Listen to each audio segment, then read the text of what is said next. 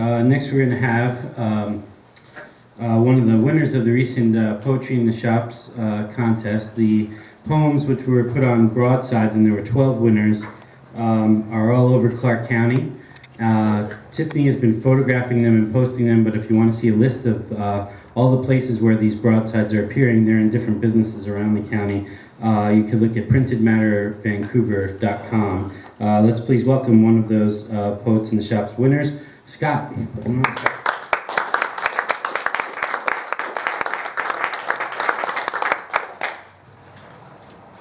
Thanks, y'all. I'm using the phone.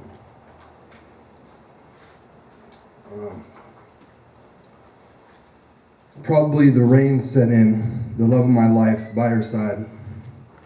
Different people we've been since this season, new tide. Weathered we are like stones, yet pliable like the earth we bide. Evolving beings experiencing grown, layered strong such as wood glide.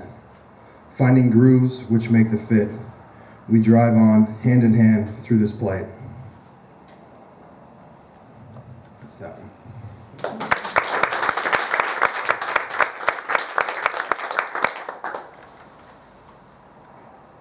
Sorry. It's a wonderful life, no strings attached. We are here today, live this minute. Treat those far as they were close. Treat those close of it as if it is the last moment. Treat the moment with love. May the love ooze compassion. May the ooze be healing tincture for the moments we have failed in the past. May our failures be freckles on our nose, always there to remind us of the pain we have caused others. May that freckle always remind us to treat the moment with love. And I'll do one more.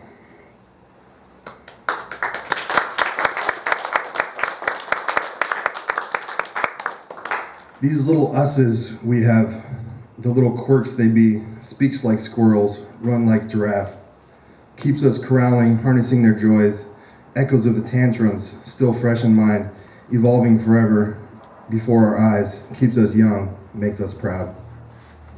Thank you.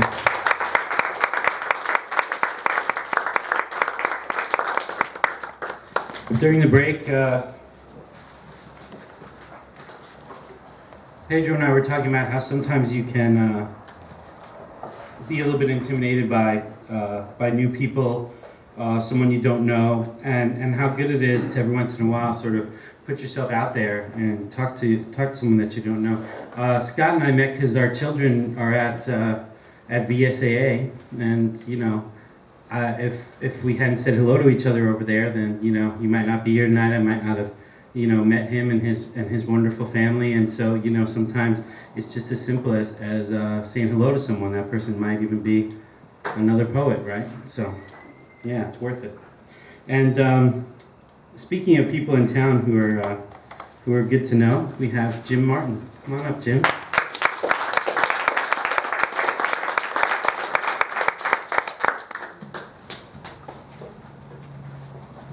Well, all y'all. All y'all. When you said y'all, go on Amazon, you meant one of us. That's right. All y'all. Quiz in 15 minutes. Okay. Okay, I've got two.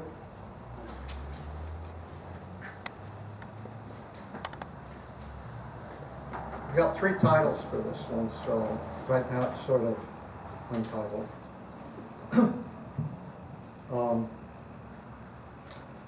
Both these poems are about experiences I've had personally, either observed or that in one way or another made a difference in my life. This was next door. What happened in that little house? Children home, flashing figures, laughter and play, warmth of morning sun. Chilled by afternoon cloud, darkened by shouting voices, thunder in the rooms, house shaken by violence. Figure, hurricane force, runs to street. Shirtless, arms flail the air, body, muscle and bone, strong, coordinated, ferocious. Another follows, blood on face, then thunder. A voice, men to their knees, fastened to the street. Uniformed guns point their position. In that little house, adults, not yet released from their childhood, condemned to the impossible, to be competent, caring adults.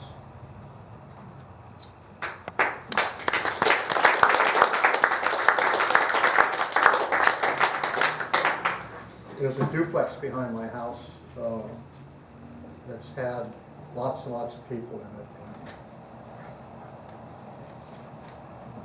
This is also a personal experience. My wife died 3 years ago, and I'm still learning to cope with it. And I'm also in my writing trying to understand it. I still don't understand it. And it's something, if you experienced it, you may have experienced that too. Different now. So I live, the one who was and the one who is. Different now, this world, disconnected from the past, retains its elements, but one. World explored yet unfamiliar, known but not experienced. Life still there, obligation enforced by a body that continues to live. And I'm not saying that to be sad, but it's an experience.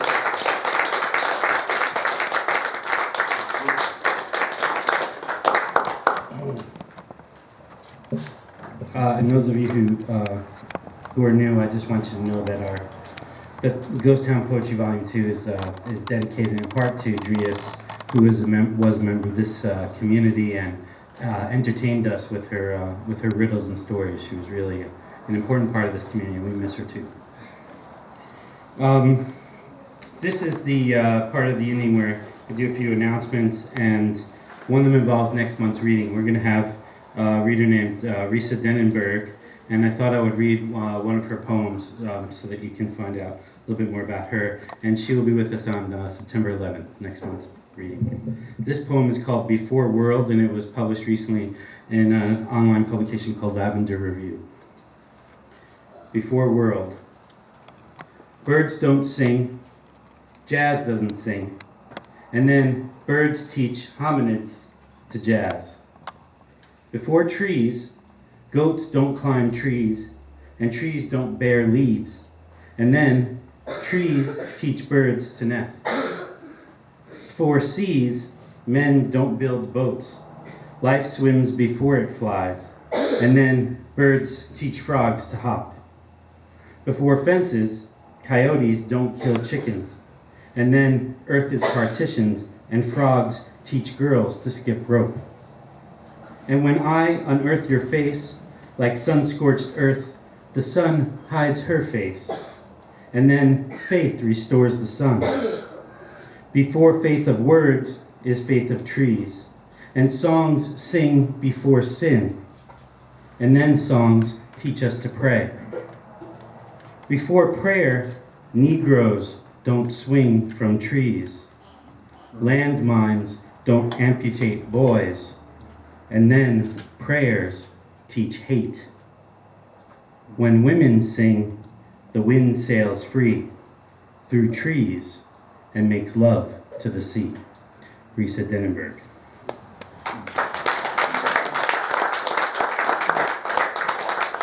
I'm going to read a couple of mine, but before I do that, I want to tell you about a couple of things that are going on. There's a show at North Bank Artist Gallery, which is downtown. It's easy to find because it's nearby the Kiggins Theater marquee. And it's a show called The Magic and Power of Words. I was asked to guest jury the show, and so the show includes visual art that incorporates text. So you might want to go down when you have some time to read, because it'll take a little while to read the show. And I did not realize when I was asked to do this that it also involved, showing the jurors' work. And so I just brought a shitload of my visual art down there, thinking maybe they'd pick out 2 or 3, and they basically hung everything that I brought. So if you want to see a really large selection of some of the visual art that I've done. It's there, and it includes some book covers, collaborative work with people like Tony Partington and Aaron Dengerink and Harry Lane and things like that, but also the work of other people that incorporates text. So you might want to check that out. It's there through the end of the month, and there's some postcards back there.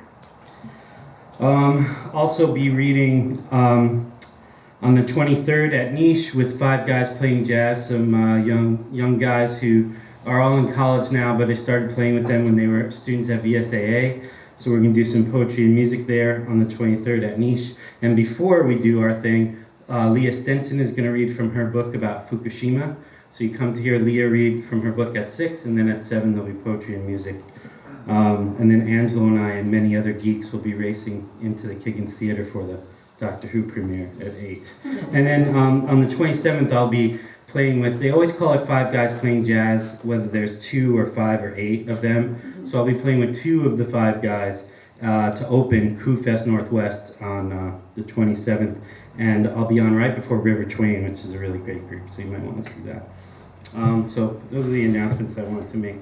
If you're new to the community and you want to know about what's going on, take one of the flyers back there and send me an email. I send out a monthly newsletter about events happening in Vancouver and Portland, and you can get plugged in that way. So this is something recent called Modeling Judgment, Practicing Cannibalism.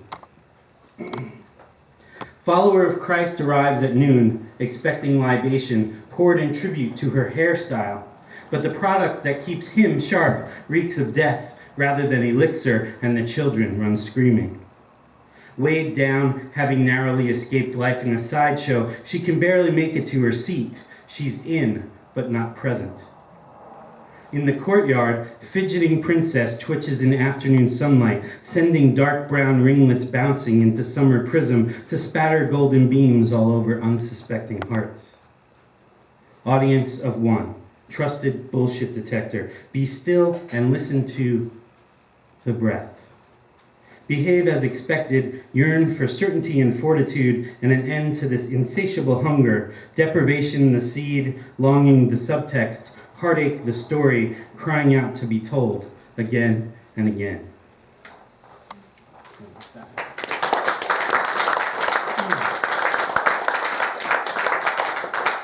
And Pedro bought a copy of Ghost Town USA, a chapbook that came out in 2008. It seems like a long time ago now. But the Ghost Town poems or the observations of Vancouver continue. And here are 2 from this year. July 11th, overheard in everybody's music. Dude, do you have anything for black girls who like anime? I don't know anything about black girls who like anime. Well, I'd never been with a black girl before last night. There's a first time for everything. There's a last time for everything, too. Dude, have you ever been to Longview? I'm so done with Washington. I'm not really sure. I was telling Pedro, I write down exactly what I hear. I don't edit or add or take anything away. It sounded like he thought that Longview was not in Washington, but I don't know. Outside comp is Coffee with George Thomas, the Henry Miller of Ghost Town. August 7th. A tangle of blondes unable to refrain from caressing their own tan, impossibly long legs, slowly, unself-consciously trace invisible lines from knee to inner thigh, a serious distraction from the serious discussion of poetry. Old eye traces collarbone, seeks the darkness between crossed and uncrossed legs, breathes a sigh of pleasure and a bit of relief when they twirl off in 3 separate trajectories, dancing in circles like dervish nymphs, till the summer breeze wind lifts their skirts.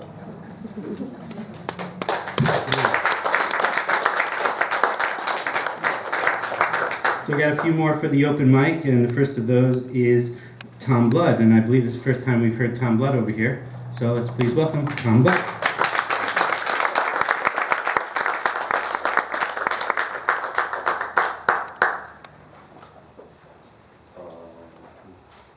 In 2007, I won the Oregon Book Award for Poetry, which I know gets you no credit here because we're in Washington. I don't even know if they have a Washington Book Award for Poetry. And my new poems are coming out in a journal in New York with the the heaviest of heavies, all these college professors, and I only went to high school.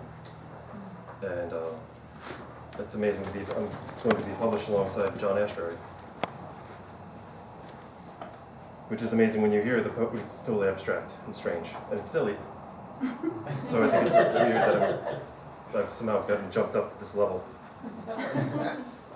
Black Stygian Lotus, which is a reference to Conan, the films. Only a deeper Conan nerd will. I can go through the whole scene word by word, but most people won't know. There's no asterisks. In nights that we cannot tell apart, all surrounded in warm puddles as the chain links with wire and fire. And almost anything can be brought up in metaphor, explained by indulgence. Seeking under the moles and under the mice, under the warm holes, digging in the ground. I noticed poets always mention everything above, like birds and clouds. And I thought for a while that I should try to bring in the theme of the under, which is of course moles, the dominant theme of the under. Molds and worms. It is a happy night. It is your favorite night. All your friends get naked and read you your poems.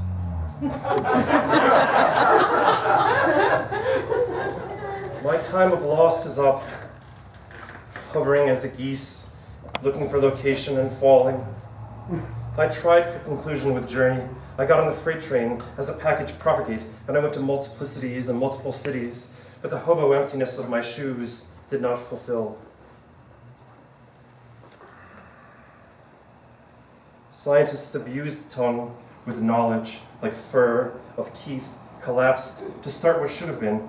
It abuses us, the concept of work and death, to assume a category can fulfill a word, from urn and category, as though that was all it could contain.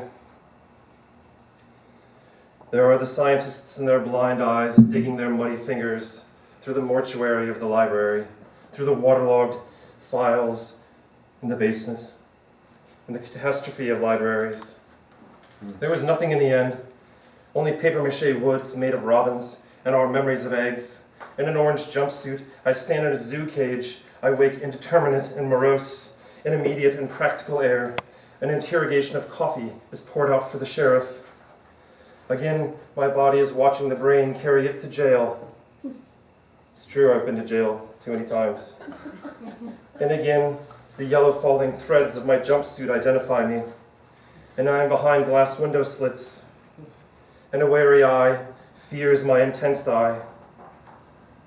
This is why I cried when I peed in the sheriff's hands.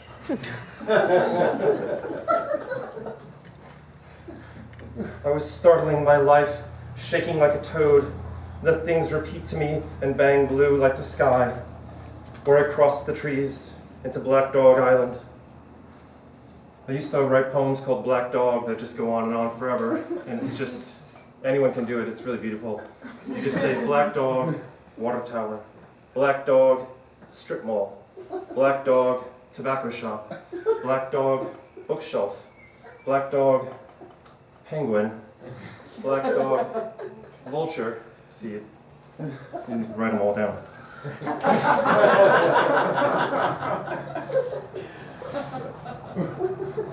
Forfeiting gray. I have heard too much from the mouth of silence, and since airplane, the easiest word for you is love. If our memories aren't given back to us, why is it that we make them? As nothing has any value in this world outside of creating love. But the name of the street that we walk now is memory, and the buildings are too close, and the wind spreads as oil in the grass. I walked alone into the truck stop, trying to set the moment aside, drawing absent-mindedly. What do you call that paper? Placemat. Sometimes I just start making them up. I was alone in the truck stop, and I went to the Dreamcatcher stand, and I fingered the leather straps in the Dreamcatchers, trying to tell, what is this? What are sparrows made from? Forfeiting pigeons and leaves, forfeiting all the forgotten ofs, forfeiting gray. The only word for you is gone. In an airplane, you flew away. And now I walk as a moth, covered in man cloth. I am not a man. No, I'm a barbarian with moth wings. Smells of the street here. The spiral trains collapse. My hands hold a caterpillar of your last hair. I cannot tell if the hair is my memory or the hair is the spider's web. Is perhaps my hand a memory of holding you? I don't want us to die anymore. I don't want you to fall in my arms like a samurai. Our emotions got pulled apart like spaghetti, and then we figured it out like crosswords at the plaid pantry. It's not funny.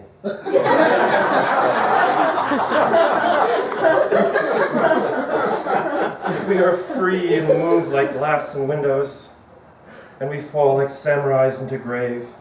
At night, you cried in my arms like a baby refugee. It was all about rain. We pass each other as crows alone. In the open mind, we will always be lovers, because if our memories don't return, what is their purpose? Being shaped in sparrow form, in the leather string of the truck stop dream catcher. Still, I will live as if I had a lover, in clouds where your shape emerges, with birds in the wild, the conglomeration of our past, now a fading airplane trail. We will chase each other like deer. Will we pull each other like string in our nettle hands? Thank you.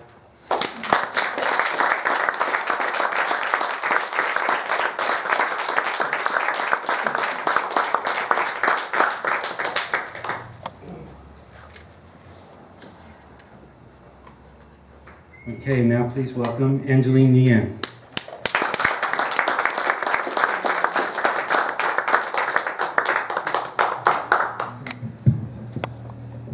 Okay, so I have a shameless plug, I guess, but it's not really a plug.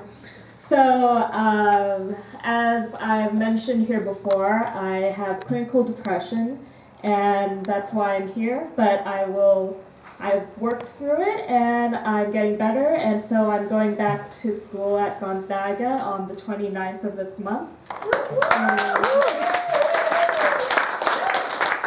But unfortunately, that means that the 2 kids that I tutor will not have a tutor, and also I do avid tutoring for the school district, and they're losing a lot of tutors also. So if anyone would like a part-time job tutoring, please let me know after this, and that would be really great. So thanks. Oh, 16 or over, and if you've had college experience, that would be preferred for the AVID program. Thanks. Okay, so this poem I just finished drafting like 2 minutes ago, and there's a little note in case this changes in like some years and we actually have like good news on the news. But for now, the little note says, today the only type of news is the one that travels fast. And the poem is called Newsfeed. Slavering scavengers race to the carrion, bring back mangled chunks and feed the populace the raw scraps till it begins to crave. Crave the blood, crave the violence, crave the tragedies. Crave, crave, crave. Privileged people wait for their meal. Dishes of disasters replace each other so quickly that the tastes are one. One fallen soldier, one family murdered, one foreign country bombed, one after one after one. Daily desensitization blands all except saturated selections, those served with extra horror and shock. A thick sauce lies heavy in the mouth. Mouth the words, mouth the stories, mouth the feelings. Mouth to mouth the speedy scavengers run to and feed.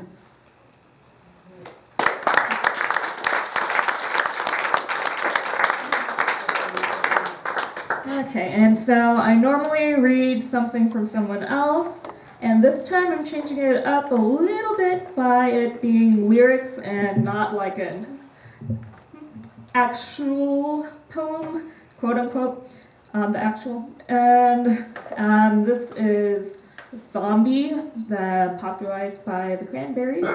And I'm actually going to sing the first lines so that you can hear it, because it really bothers me when I'm like, ooh, I know those words, but I can't remember that song.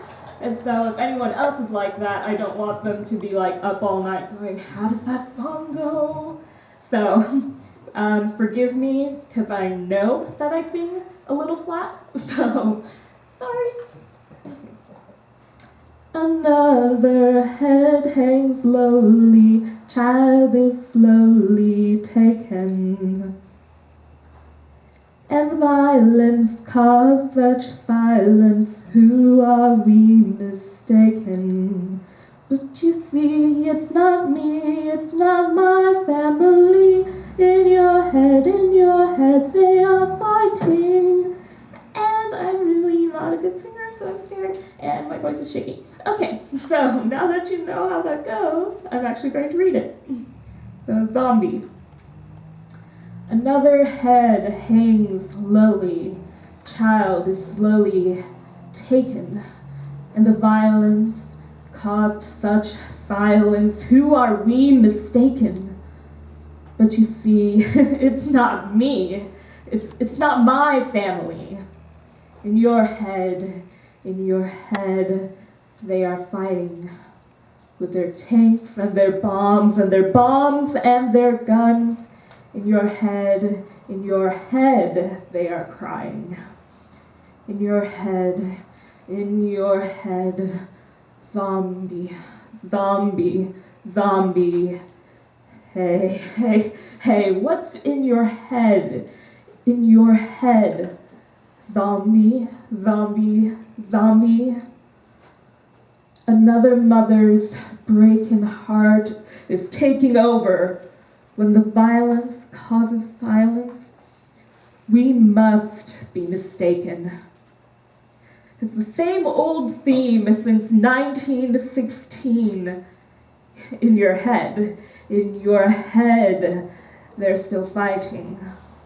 With their tanks and their bombs and their bombs and their guns. In your head, they are dying. In your head, zombie, zombie, zombie. Hey, hey, hey, what's in your head? In your head, zombie, zombie, zombie.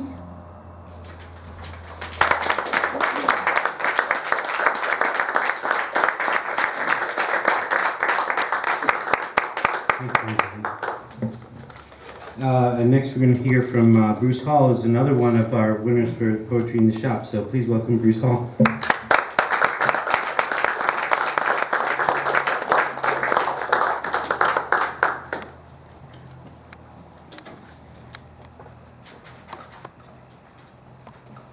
Lost my place. Okay, I'm not quite sure why I wrote this, but I did. It's got a lot of rhymes in it, and I usually don't do that. And this is a rough draft, so hopefully I won't miss trying to skip around here. Tightness in my chest, man, it's strangling me. My friend Clyde yells, "You're white as snow." He calls 911. Saving your life will be the best pickup line anyone ever would know. He dials as the pain grows. Don't call anyone, I don't want them to know. Flat on my back, needle in my arm, the EMT's eyes grow big. Sounds the alarm. The blood pressure gauge cracks. I give my best parade wave as they roll me out. This doesn't matter. They claim they are flying, but I drive faster on this road. The lady EMT yells, "Get your ass in gear, burn the road, or I'm calling this guy code." The ER doors fly open. An entourage rushes to me. I say, "If you don't have a drink, I'll wait my turn next to the lush." I must be dead, no one's listening to me. The head nurse grabs the paddles. She holds them high, while the others make a pincushion out of me. The drugs must work, she puts them down. Dang, and puts them down and gives a sigh. "You been doing drugs?" the sawbone asks me. "Does heart trouble run in your family?" I look her in the eye. "Yeah, Daddy had it too, when Mama waved bye-bye. I've been trying to tell you all along. I've got the she's gone and ain't coming back, broken heart disease. Give me whiskey, gin, or rum. The pain feels like I've been sluiced, point blank with a shotgun. This must be what death feels like." What's that, vulture? How many vultures do we have tonight? I told you that it's not a heart attack. I've got the she's gone and ain't coming back, broken heart disease.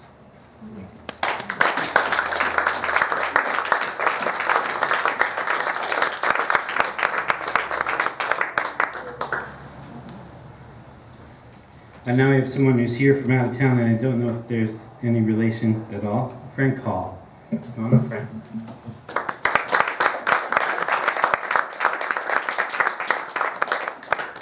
Thank you. It's my first time here. I'm from Corvallis.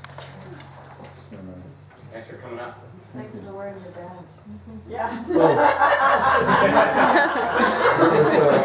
I work with tech startups, and there was a tech crawl in Portland. So sorry about that. I don't know if you can hear me here. Okay. This poem beat me up. It banged around from when I was a young man in the bottom of my heart for years. I thought it would be a short story, and a couple things happened. It kind of convinced me that it was a poem, and finally it could surface, and somehow a metaphor of a waterfall just came. And the poem is structured like a waterfall, and it uses a metaphor of waterfall to get at the Christian ritual of remembering applied to someone who can't. It's called communion. Letting go.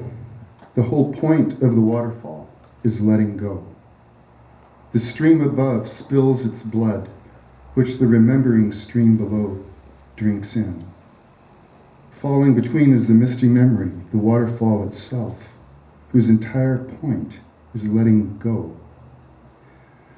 I believed, when my mother died, that the spinning earth would go on spinning, that we would remember the way she taught the third graders year after year, and the joy she felt in their reading, in their politeness, in their picking themselves out from light and shadow, in teaching them their specialness and confidence in life, to the point that they were heaven in her hands, and students came back from college to look her up and say, "You were the best teacher I ever had."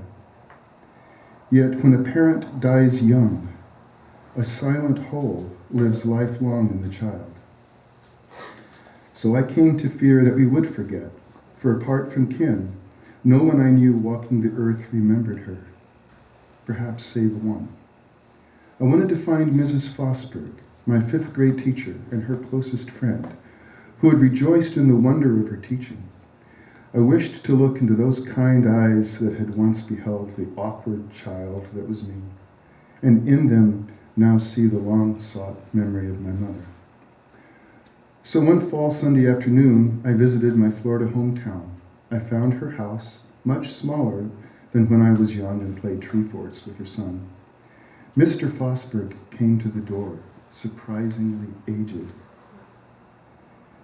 with eyes bright like those of a deer stepping up to a rushing stream. He barely recognized me. "How nice to see you." Come talk with her. She's having a good day. I hope she will remember. On a sofa chair by a window sat my teacher, attended by 2 people with sun-washed eyes and wind-swept hair, visitors from their church who came on first Sundays to share Holy Communion with the shut-ins. The man and the woman said it was always a joy to do this for Mrs. Fosberg. Dear, look who's come to see you. Do you remember Frank? Do you remember his mother Ruth, who taught with you? It's such an honor to meet you. I'm blessed to have such nice visitors today. It's such a good day. Oh my goodness. She has Alzheimer's, the old man whispers, but perhaps we can jog her memory. See Frank on the wall above her? That's a photograph of the last class she taught. They gave her a party and danced around her in a ring. Look how they're smiling. It melts my heart every time I see it. Dear, you were a wonderful teacher, weren't you? How nice of you to say so.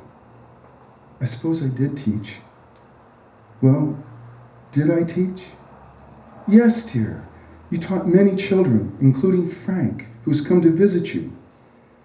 She looks directly at me, her eyes wondering whether she can trust this news, searching for home, for a return from the exile of mist. Mrs. Fosberg, how very good to see you. You were a great teacher. You inspired me. My mother loved teaching on the floor below you.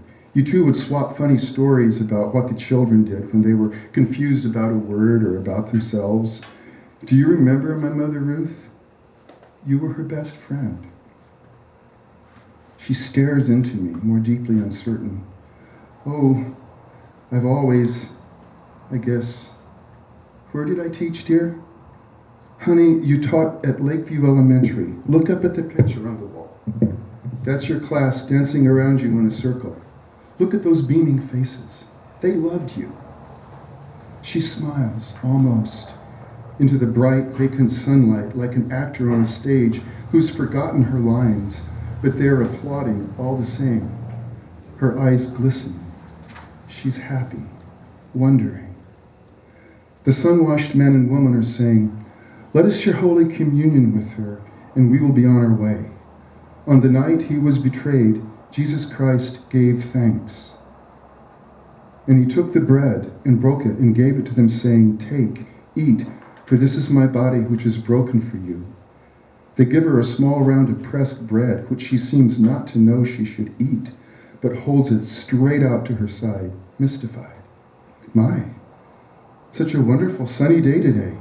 So many wonderful people in the world. I'm so very blessed. Yet I myself, fighting tears, can barely hear this tumble of blessings and remembrances. I've come to share something I cannot abandon with the very one who would remember best, but my hope has given way to a heart wound reopened, deepening, with a sense of loss without end, as if we were all cascading down, plunging through mists ungraspable that are neither then nor now, falling away endlessly, all of us falling away. Then Jesus took the wine and poured it and gave it to them, saying, take, drink, for this is my blood, which is shed for you. They give her a small glass of grape juice, which she seems not to know she should drink, but holds it straight out to the other side. My, how blessed I am. There are so many wonderful people. How blessed I am. There are so many wonderful people. She crosses her legs straight out in front of her, nervously, hoping beyond hope that she is still acceptable in thy sight to the familiar, alien labyrinth in which her sacrificial mind hangs exposed, wounded.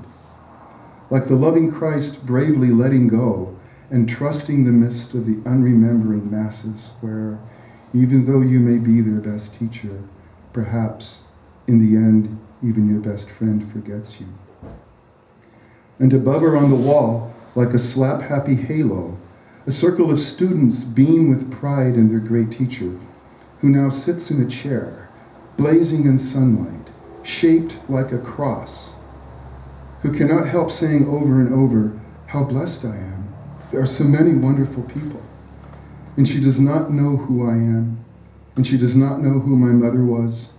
What I have come to share with her is unreachable, tumbled into mist. What is the point? What is the point? Falling and wishing to fly? And the sun-washed people are saying, do this in remembrance of me.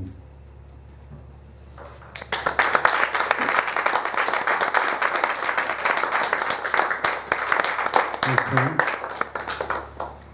And we have yet a third winner of the Poetry in the Shops contest, Louise Wynn. Come on up, Louise.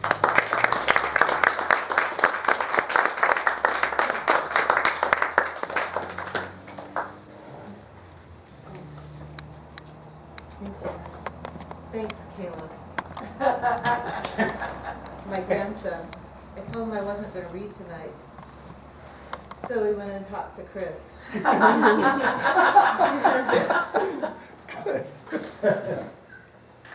This is called Poetry is Naming. What you see is what you'll get sooner or later, said the rose with its thorn and its clod of dirt and its petals, which dropped gracefully before my hand grasped its faded bloom. Circus monkeys and elephants, freaks and clowns, itchiness, scrambled eggs, daisies and ivy. Do you have a lesson for me?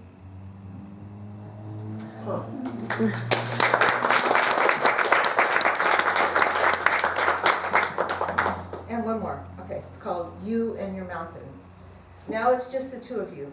Don't sink in, dive into the pain, full-heartedly and expecting the worst. What seemed at first like a contest of wills now is clearly only a test of yours. So the mountain isn't your enemy or your examiner, but silent witness to your ascent.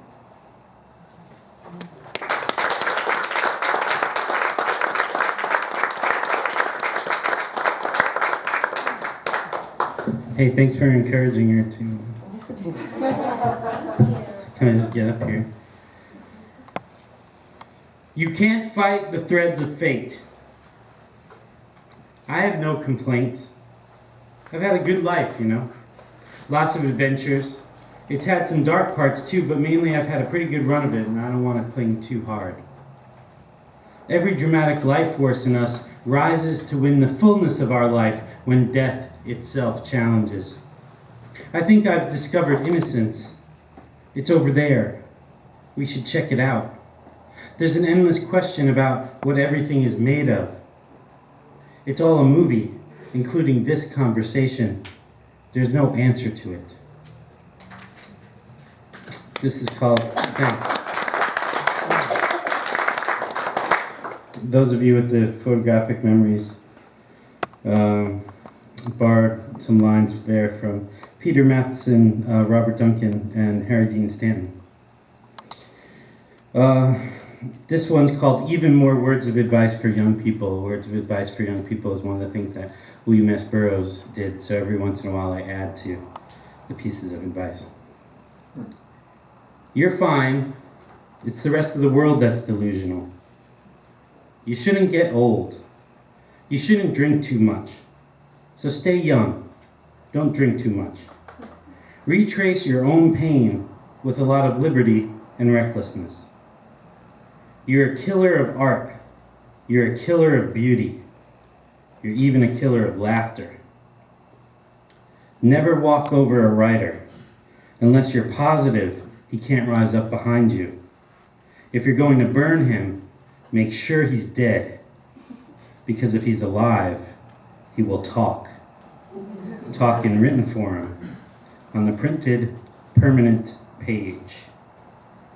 And that last bit is from Philip K. Dick. Yeah. Words of advice for young people. Thank you all for your advice, your poetry, your energy. An amazing night, and so many new voices, people that we haven't met before or heard from before. It's wonderful. I hope to see you all again on September 11th, and I'd like to thank one more time Brittany, Baldwin.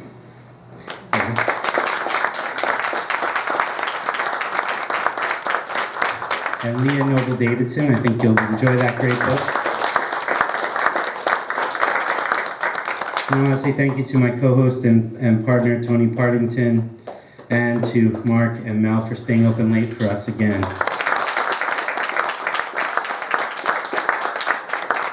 So, we have this ritual, because we do have a tendency to go late, of finding out whether you want assistance with chairs. No? Okay. So schmoozing is acceptable, and we like schmoozing, but please do your schmoozing in the parking lot so that these folks can go home. They've been here all day. Okay, and thank you. I hope to see you next month, September 11th. Thanks so much.